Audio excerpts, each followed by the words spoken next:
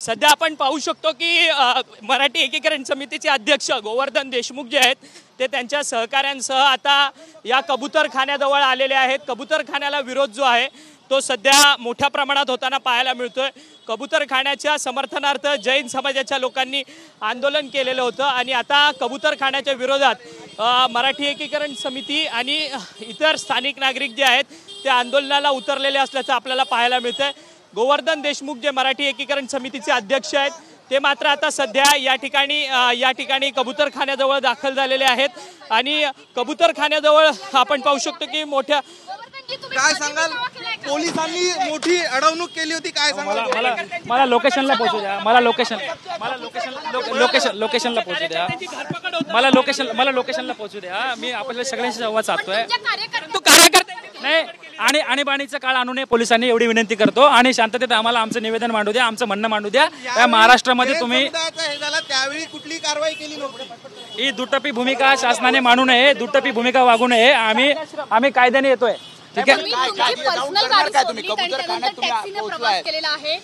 गनिमी कावा म्हणायचा का हा नाही गनिमी कावा नाही पोलिसांनी आमच्या मराठी भाषिकावरती ही वेळ आणलेली आहे। पोलीस आम्हाला काहीच करू देत नाहीयेत आणि माननीय गृहमंत्र्यांनी पोलिसांना आवरावं आम्हाला देखील आमची भूमिका मांडू द्यावी। परंतु ज्या पद्धतीने कबूतरखान्याच्या आम्ही निवेदन देणार आहोत आम्हाला परिस्थिती बघू द्या कशी आहे। जे आंदोलनाची भाषा करणारे मोर्चाची भाषा करणारे शस्त्रांची भाषा करणारे आहेत त्यांना आम्ही इशारा देतोय की तुम्ही कायदा सुव्यवस्था परिस्थिती बिघडू नका। परंतु लोकांना तुमच्या पकडलं जाते धरपकड केली जाते तुमच्या पुढे तुमच्या लोकांना ताब्यात घेतलं मी पोलिसांचा मोठा मी बोलतो मला पोलिसांशी जैन लोकांनी आंदोलन केलं तर त्यांच्यावरती गुन्हे दाखल होत नाहीये। चला पटापट चला कोणतेच गुन्हे दाखल होत नाहीये। गोवर्धनजी जैन समुदायाने आंदोलन केलं तर त्यांच्यावरती चला नाही मी आता पोलिसांशी बोलतोय आहे परंतु त्यांच्यावरती कोणतेच गुन्हे दाखल होत नाही। मला पोलिसांशी बोलू द्या मी पोलिसांशी बोललो पोलिसांशी माझं बोलणं होऊ द्या त्यांनी गुन्हे का नोंद केले नाही मी सगळ्यांना उत्तर देतो। परंतु जैन समुदायाने ज्यावेळेस इथं आंदोलन केलं त्यांच्याकडे चाकू होते त्यांच्याकडे इतर हत्यारं होती त्यावेळेस त्यांच्यावरती गुन्हे दाखल होत नाही। तुम्ही कायदेशीर मार्गाने जात आहात मात्र तरी तुम्हाला नाही पोलिसांनी दडपशाही वापरू नये आणि आम्ही शांततेने आलोय। पोलिसांनी दडपशाही वापरू नये पोलिसांना माझी विनंती आहे माननीय डीसीपी साहेब आहेत त्यांना विनंती करतो हा नाही ठीक आहे चला ना। परंतु जैन समुदायाला एक वेगळी वागणूक आणि मराठी माणसाला एक वेगळी पोलिसांनी दुटप्पी भूमिका घेऊ नये आम्हाला आमची बाजू मांडू द्यावी आणि जर आणीबाणी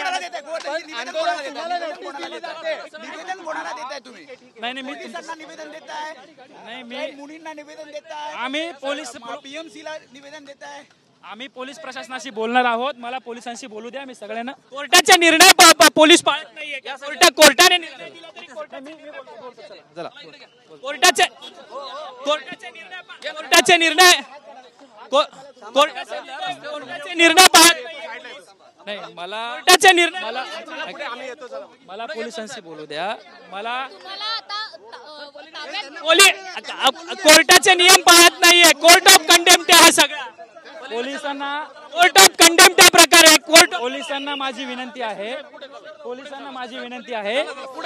पोलिसांनी आणीबाणीचा काळ आणू नये। आपण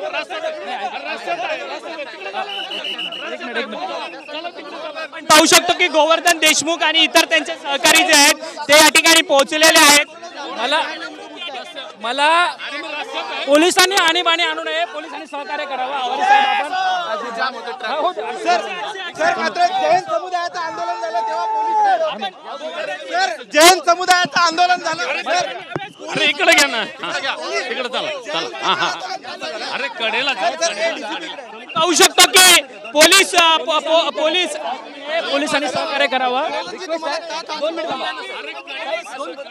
सातत्याने मराठी माणसाला कुठेतरी गृहमंत्री महाराष्ट्राचे आहेत पोलीस महाराष्ट्राचे आहेत पोलिसांनी सहकार्य करावं एवढीच आमची विनंती आहे आम्हाला आमची बाजू मांडू द्या। गृहमंत्री इतर धर्मियांच्या बाजूने माझ्या सहकार्यांना पोलिसांना एक मिनिट सर्व पोलिसांना माझी विनंती आहे आणीबाणीचा काळ आणू नये आम्ही शांततेत आलोय इकडची परिस्थिती चिघळून घेऊ नका।